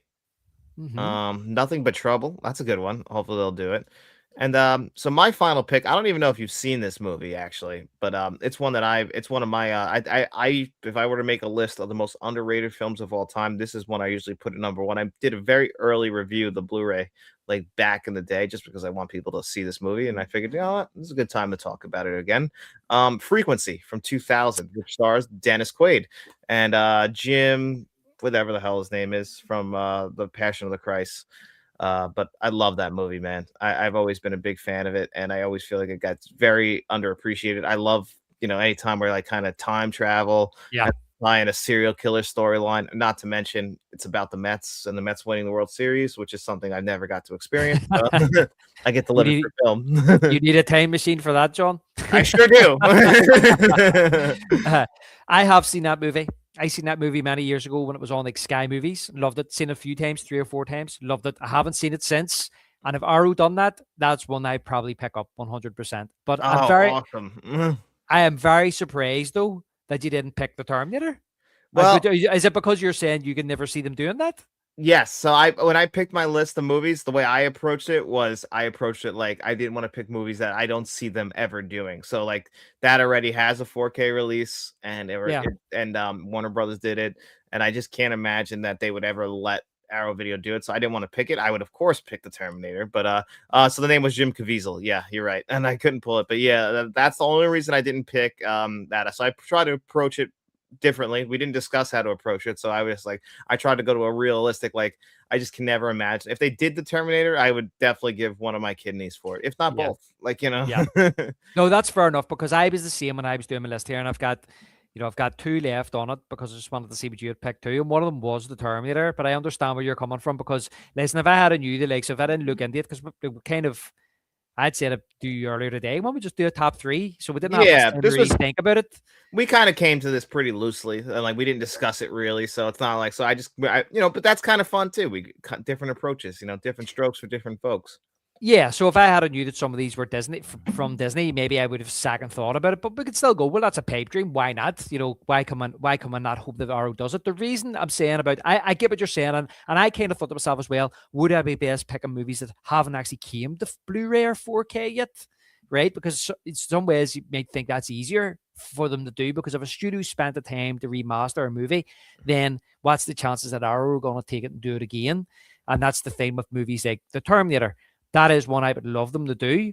That was one on my list here. I know I says I wrote down 6, but I think that since they have done westerns, that I would maybe like to see them do a box set of Young Guns 1 and 2. That would be awesome because we got Young Guns a few years ago, and no mention of Young Guns 2 since. And I'm like, well, are they forgetting about Young Guns 2? Like, what's the reasoning? Because I think you and I both fall on the same side here, where we think Young Guns 2 is better. Yeah, 100%. That's right. So they released them on Blu-ray, and not long after they released the first one on 4K, didn't it? But they haven't released the second one. No, and usually like when they do that, now I'm getting afraid with Lethal Weapon too. It's like usually they put the first one out as like a feeler, and I guess they go by how the sales are. And then you like maybe the next year you get Young Guns 2. And I was like, it's been like 3 years now. And I'm like, I don't think we're gonna get Young Guns 2. And I'm like, do I buy the Blu-ray? That's always like the conundrum is like, do I now buy the Blu-ray and then risk them getting a 4K? Yeah, because I'm the same. They're because I just got the shootist from Arrow last year because I want to start watching more westerns, especially older westerns. And I grew up watching Young Guns 2, and I love Young Guns 2. And I'm the same as you, John. I've seen them come to Blu-ray, and you can buy a pack, like a 1 and 2 pack. And I don't really like that because sometimes it feels cheap, a 1 and 2 pack of the first and second movie and Blu-ray. And I'm holding off because I only have them on DVD still. I've had them on DVD for years, and I'm holding off because I really want a nice Blu-ray 4K of Young Guns. And to be honest, see Young Guns 1, I'm not even sure if that 4K came out over here. Oh, really? Yeah, I think it was a Lionsgate release over here based on the case. So it's probably it possibly didn't. If I had to guess, it probably didn't actually, which is a shame because you do need that. And I know, big that they're so fun too, man. It's a shame. It really is. There's like I have one in there and I need to get around to watching it because that's what happens. Arrow have me to get me when I'm kind of bored or whenever or when they're having a sale and I buy them all and then I just have to get around to watching them. There's one called FX and FX2, and that comes like in a chunky box set with both movies in it, and that with all new art and all and a booklet and things like that. So I'm kind of thinking that my whole kind of pipe dream with Young Guns is that if they've done something like that with both movies in the one box set with the booklet and the posters and things like that, that would be perfect. Yeah, that would be nice. And they both deserve the love, and you can't watch one without two. So, in my opinion, Arrow, please do Pokemon the first movie and give us at least a special edition Blu-ray. I don't know if you ever saw the I don't know if you ever. I think you might have been a little late to a little too old for the Pokemon craze. I would say so. Yeah, I mean, I was in it until about the first movie came out, so it's funny. I remember making my mom take me to go see the first movie in theaters, so I would Wait, definitely do it. so when did that come out? If I'm correct, that was 2000, or it might have been 99 because he said 25th anniversary, so that means that it was probably 1999. But I remember seeing that in theaters. You guys should do one for Vinegar Syndromes with Warner Bros. If you haven't already. This is actually the first time that we've done one of these conversations on physical media. So, depending on how this one goes, we'll do more. Hmm. Enemy of Mine on 4K. I don't know why we never got Enemy of Mine on 4K either. Do you want to see Under Siege 2 or Deadly Ground? Well, I'm not a big Under Siege is really the only one of what's his name's movies that I even like. Seagal. Steven Seagal. I don't really like him at all. But that's really just because I like Tommy Lee Jones in that movie and Gary Busey. Yeah, I thought On Deadly Ground was funny. Deadly Ground, it's watchable. They're working on Like, Young Guns 3 now, so they need to drop Young Guns 2 when it happens. Like that's always a good tie-in, right? yeah, Yeah, you've been giving me the updates on Young Guns 3. yeah, I haven't heard anything much recently about it, but yeah, I did hear it was getting into production. Sounds Yeah. good. Hopefully we get that. I would love first Pokemon and Pokemon 2000. So it must have been 1999 then for not first Yeah, one. listen, I was an adult by then, so Well, just barely. yeah, well, to be fair, I was younger and when Pokemon came around, I was a big fan to the point that when I was 6 years old, I had a Pokemon comforter in my bed, and then it wasn't until I was moving into this house in 2017 that Faith made me get rid of that blanket. Most comfortable blanket I ever had. And she said that we're not taking that with us. So I'm like, but I'm like, I've had this for almost 20 years and to this day still haven't gotten a better blanket. She's done that to me twice because she made us get rid of our couch too, and we replaced it. Uh-huh. And this couch just is not as good as the old one. I don't care what she says. I don't care if it's new. That one was special. Like Homer Simpson on his couch. Exactly. Like you fall in love with your couch, Even the third movie is good. I never saw the third movie, so I liked Pokemon, and then it was really kind of like around that from like 1998 till about 2002. I was done with Pokemon, so I can't say I've kept up with it really at all. I know that it's still around. Like Matt still collects the Pokemon cards, which is fucking insane. He's 37 years old this year, so. But hey, 1999 first movie. So man, I went to the movies in 99 to see that. You should have given me your blanket. I know. Well, I don't know why. That blanket was special, man. It was special. Keep it in the family. You know what I mean? Right? Family heirloom. He would have ruined it. It's not being on 4K due to with Heigl refusing to do anything for it. I remember she was in it. So Katherine Heigl doesn't want to do anything for it. That's weird that would hold up the entire 4K release. Seagal was good and Machete. Steven Seagal, I mean, listen, people love Steven Seagal. I think the debate always for me was always like you always had your A tier of action movies. You got like Arnold, Stallone, and then Bruce Willis, I think hovers between A and B. And then like below it, you had like the Jean-Claude Van Dammes and Seagals of the world, where I just felt like you either love them or hate them. And I used to hate them both, and then I came around on Jean-Claude Van Damme. I was too hard on him, but I realized I wasn't too hard on Seagal. Yeah. I still don't like him. Yeah. You know, he broke Sean Connery's wrist. Did he? He's a fuck. Well, Sean Connery says he actually hired Sean Connery was doing an action movie, and this must have been like in the 80s or something like that, or was it what he was doing? Never Say Never Again. I think it was what he was doing. Never Since Never Again. It's not the last Bond movie he done, and he hired him to help with the fighting and stuff. And he was showing him all these moves, and Sean Connery says himself, he says, I got a bit cocky myself. He says, then I went, and he grabbed my wrist and he broke it. I blame Seagal for it. Yeah. Actually, I saw the first and second movie in theater. My brother and my dad, and he got dragged into it. LOL. Yeah, you got to drag your parents into it when you're a kid.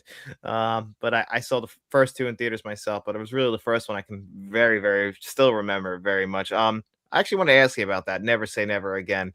Will we be doing that when we catch up to it in like 10 years? Because it's not a Bond movie.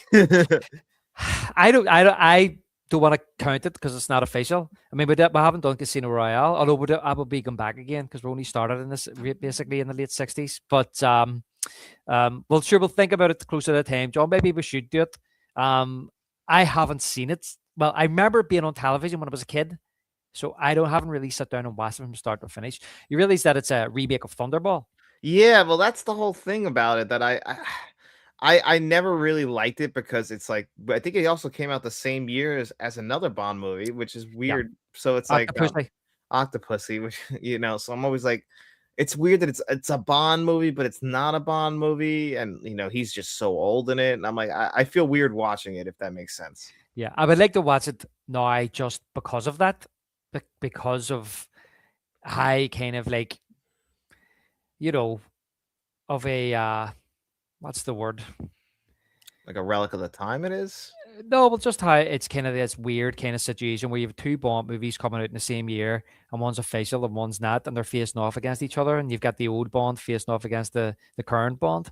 You They're know, both old as shit, by the way, at that point. They are, and I think they tried to bill it as like this was Moore's last one, which is supposed to be his last one, and I think Connery only came back to stick it to the Bond producers. But I remember when it came on television years ago, and as soon as didn't hear the Bond music, I wasn't interested because it just didn't feel like a Bond movie because he didn't have that famous Bond theme. Yeah, that's the thing, and that's for me. That believe it or not, things like that will take me out of movies. Like I know some people who really like it, and I'm just like, when it's not official and it doesn't have all like the Bond, like everything I expect from a Bond film in it, it kind of hurts it. Like it kind of will like Yeah, just drag me out. It's like when they kind of do things with like sports movies and they can't get the rights to real sports teams. Believe it or not, those little idiosyncrasies, I don't know, idiosyncrasies. idiosyncrasies, like those little things will like take me out of a movie. Yeah, oddity was the word I was looking for. Tough word to come up Oddity. with All right, this well, time of night on a Monday. I'm very tired. we're No, but not English professors. no, we're not. We're not. But that's the word I was looking for. It just feels like an oddity. But kind of because of that, now I want to watch it and kind of be like, And I've heard a lot of people say, in hindsight, Bond fans say in hindsight, it's actually quite a good movie. It just because it wasn't official and people were kind of, as you say, in love with Moore at that time as Bond, and that had the official logos and theme tune, and then you had a really old Sean Connery coming back, that it was kind of looked down upon. But people have said in reflection it's actually not a bad Bond movie, so maybe we should do it. We'll see. We'll have to get this year's out of the way because Maybe that'll that's an actually Axis episode, it could be because if we're doing Bond this year, next year it'll be Octopussy, and that's the same year as Never Say Never Again. Yeah. That's, what? It's a good idea. We can at least bring it up in the conversation, Octopussy. Yeah. Yeah. Well, we need Gravity and Sky High on 4K. I agree with both of those. Gravity's been rumored since 4Ks came around. The best part of Seagal's films are space ice reviews of them. Yeah, well, that's the thing. And his body doubles are great in Seagal movies. Yeah, his body doubles are absolutely insane. Also very obvious. Not as obvious as Terminator 2. Never Say Never Again doesn't feel as polished as Connery's other Bond movies. His hair is the worst in that. That's the most polished is his head. Oh my God. He could just be bald then at that point. Which movies are you excited for 20? For me, Dune 3, Odyssey, and The Digger. For me, Dune 3 is probably really high up there. I'm trying to think, like I'm very the Odyssey is number one, 100%. I'm just always excited for a new Nolan movie. That's definitely number one. I'm really excited now for Project Hail Mary since I'm hearing how good it is. Is there anything you're excited for this year, David? Yes, I'm excited for Michael. Oh, you are excited for Michael. Yep, I'm looking forward to that. And also Disclosure Day. Disclosure Day is a big one too. That'd probably be my number two, right behind. Yeah. Actually, I'd probably Odyssey is one, and then Disclosure Day would probably be two. Then Dune 3 would probably be three. I haven't been the biggest Dune fan like other people, like Frank. I know he's huge into the Dune movies, but I never. I really appreciate them more than I've actually loved them. Yeah. Yeah, Never Say Never Again was something like someone had the rights, but could have used the opening or music still. Now it's including canon, but back then it wasn't. It feels out of place. No, what it is with Never Say Never Again was that the reason it's a remake of Thunderball is because Thunderball was originally a screenplay. It wasn't a novel, and it was being written by Ian Fleming and another guy called, I can't think of his name at the minute, but he was the guy that invented Spectre and everything. So what happened was then Ian Fleming then wrote it as a novel, and when they went to make it as a movie, he complained and said, and because his name wasn't on the title or anything, he didn't get any credit, and he sued them and he won. So that's why after Thunderball, those Connery movies, if you look at the Moore movies, they don't not allowed to use Spectre or anything anymore for years. because this other guy, what was his name? McClory, somebody McClory. So he owned the rights to Thunderball, but he didn't own the rights to Bond, but he owned the rights to Thunderball. So then they then made Never Say Never Again, which is a remake of Thunderball. Interesting. Yes, so that's basically why, because Eon owned the rights to Bond, and obviously everything associated with it, like the theme tune and all that business and the logo and all this.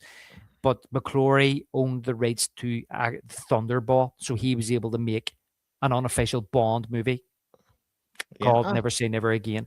Well, it's the same with Casino Royale. There was a comedy version of Casino Royale made in the 60s as well. I don't think that was made by Eon. I'm not even sure if that is an official Bond movie, but I do know I literally just bought a book, or I said to you, John, it was on sale, the James Bond Archives, and that has Casino Royale in there, and it has Never Say Never Again in there. Oh, okay. So it's kind of, like you said, it's kind of become canon now. So, other people it wasn't at the time, right? Well, I'm not sure if it's became canon, but I mean, you had like James Bond radio shows and stuff before even the first movie came out. That's true. I actually have the first ever Bond film that came out when Bond was an American, somewhere around here on DVD. Someone sent me, so that's actually yeah. So it's kind of like, for example, if I turn around and I say, like, take Jaws as an example. Jaws 3D is not canon, but it's still part of the franchise. Yeah, that's true. I mean, okay. Right? Yeah, well, it is out of place, especially how they kind of corrected with 4. It kind of really is just 1, 2, and 4, really, if you look at it that way. Yeah, it's not canon because it doesn't continue the story from 2, right? No. And like the characters are kind of out of place compared to how they eventually are in 4. So Brand says Michael's number 1. George says 26 Mortal Kombat 2, which I am excited about. Avengers Doomsday, I'm scared, and Michael. So a lot of people are excited about Michael. I'm late to the party here, but was Arrow not announced Mortal Kombat yet? It's not an official announcement, but they put out a little teaser. So it's coming, but we just don't know when. Kind of like how we were talking about Salem's Lot. Top 3 for me this year: Mortal Kombat 2, Street Fighter, and Supergirl. Supergirl, I'm nervous about it, but we'll see. Could it be they're waiting for the movie to get closer? That's possible too. Is they're waiting for the second Spinal Tap live at Stonehenge? That's where we got to go, David, to do that. Yep. So we'll have to do a GoFundMe. Yeah, exactly, to get us both out there. Do you think we will still getting the other Bond movies on 4K Steelbook like the 5 Connerys now that Warner doesn't distribute MGM movies? See, that's what I'm scared about. Is like we got the Connery 4K Steelbooks, and I was working on the assumption that we would get the Roger Moore ones next. Somehow they'd have to fit Laserbee's one movie in there. Then we'd get the Dalton movies, then Pierce Brosnan, and we've already gotten all of the Daniel Craig movies. But now it's like, is it just going to be the Daniel Craig movies and just the Sean Connery movies? It's like it kind of feels out of place in the collection now. Is Jaws 5 canon? No, Jaws 5's not canon. From the director of Terminator 2. I'm looking forward to Scary Movie 6. That looks funny as hell. I'm very excited for that, Mr. Smelly Potato. Doesn't Mill Creek do MGM? But I don't know now how it works like with Amazon. Like the James Bond rights confuse the hell out of me. James Bond do? Well, like Amazon owns them now, but yet last year Warner Bros. Was allowed to put out those Connery movies on 4K. So now would Amazon license out the rest so that we can get all the other ones on 4K? But will they come in those steelbooks? Probably not. So the Connery ones might be like those, like that little window in time kind of thing where we got lucky. Yeah, I know what you're saying. I suppose that was probably agreed between Eon and Warner Brothers before Amazon bought them over. Mm-hmm. So Eon they're like an independent movie company. I mean, they built their empire off James Bond. I know that the girl that run it, Cubby's daughter, Barbara Broccoli, she run it for a while she run it after he died, her and her half brother. And I know that she tried to go in the other endeavors. She did release other movies, but none of them were as successful as Bond. So I suppose just like we're saying about movie companies lease out you lease out the rights so physical media companies can release them. She's probably just leased them out to release them. But like you say, John, it's whether or not Amazon are going to let them do the rest now. Yeah, exactly. I mean, they probably would charge an arm and a leg because they're Amazon. But it is what it is. But we've gone on for about an hour and a half. Is there anything else you want to comment on before we get out of here? No, I think that's everything. I mean, depending on how this goes, of course, this is something that we're thinking of actually going to be doing maybe every quarter. John, is that right? Yep, we've kicked around that idea, and we have one other live show lined up, and I want to just share with you guys who are in here right now, in case you weren't aware of what we're doing. But here is we're going to be doing our top 10 Hitchcock's films, and we're going to be Yes. picking from these 20 films right here. Now, we don't have a date lined up for this yet because David and I will be watching all 20 of these movies. And I don't know if how far David's gotten, and we want to make sure we watch them all, but we thought maybe you guys can watch them all too and bring your own top 10 lists. So this is the pool essentially we're going to be picking from. So if you guys want to watch along, come back when we eventually do that. Sometime. No official date yet. We're not going to put a date on it until we both watch all 20 of these movies. Yeah. How far are you in, John? How far? I think I'm 6 movies in right now. That's as far as I've gotten. Actually, I can tell you right now because I've been keeping a little ranking them in here. 1, 2, 3, 4, 5. Okay, actually, no, I'm sorry. 1, 2, 3, 4, 5, 6. Yeah, 6 of them. 6 in. I'm falling behind. I was supposed to be watching one a week, and I kind of fell behind. So I think I'm going to take this week off, so maybe it gives you a week to catch up. Give you maybe I'll watch one tonight. Maybe I'll watch one tonight after this live stream. Because I have a lot lined up, and I kind of like, I don't know if I'm gonna get the Hitchcock in this week. So if you're a little behind, that gives me an excuse to okay, I could take a week off then. Yeah, I meant to watch one last week, and then it just didn't happen. And then I remembered at the week, I was like, oh, I need to get back and at least get back to the one a week. If I can get back to one a week, then but it's tough because so when we do the main show, to watch that, and then it takes me 2 or 3 days to take notes as well. So. Yeah, as I say for that. And David really does our main show, so we'd really appreciate for people coming over from my channel if you guys actually would check out what we do on our channel over here on the Let's Talk Movies Podcast Network, because David does a lot of the heavy lifting when it comes to our main show, the Let's Talk Movies Podcast with John and David. He's the one who watches the movie a couple times. Basically, he walks us through the entire film from scene to scene. And that's why those shows are like 3 hours, and we don't expect you guys to watch that in one sitting. Maybe you're out walking the dog, you listen to an hour here, hour there, you listen to any podcast. I mean, I might be on a podcast for 3 days, 4 days, depending on when I'm listening to it. So we kind of work under the assumption that you guys will do that with our show, so that it's like revisiting the movie with our little commentary over everything. And David's the one who does all the heavy lifting up front, and then I edit it and put it out there. Yeah, just if you're commuting, or you know what I mean, or doing a bit of housework, or as John says, walking the dog, or maybe you're in the bath. Yeah, I mean, we'd appreciate that, and that's what I'm saying. Sometimes, if it's a movie that me and you know inside out, it's easier for us to kind of bounce off. But if it's something where we've only seen a few times, we'll have to be a wee bit more methodical about it and make sure we get everything. But we were thinking of maybe lining up next month's live as well, John. The best movies of the 70s.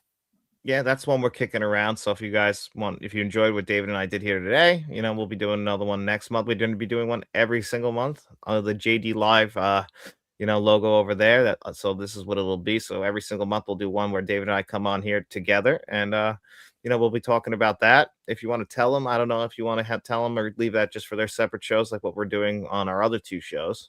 Yeah, listen, because it's a live, obviously we'll just put out there what's coming up on the channel. So this Friday, John, is that right? We have our episode 3, March's edition of Axis Cinema Appreciation, which we'll be discussing Manhunter and Silence of the Lambs. And then at the end of the month, on the Let's Talk Movies podcast, we will be doing Jurassic Park. Yes, which I'm very, very, very excited about, because Jurassic Park is both of ours very high on our Spielberg list. So I'm going to be looking forward to that. So make sure you guys are subscribed to be checking that out. That's all coming down the pipe pretty soon for the rest of March. And we want to both thank you guys all for being here with us tonight. Yes, thank you very much for everybody that tuned in. And hopefully you guys, throw the like. That helps, to get the word out there. Subscribe always helps as well. And, we'll see you on the next live show, or on Axis Cinema Appreciation, or just on the main podcast. And thank you guys. Thank you.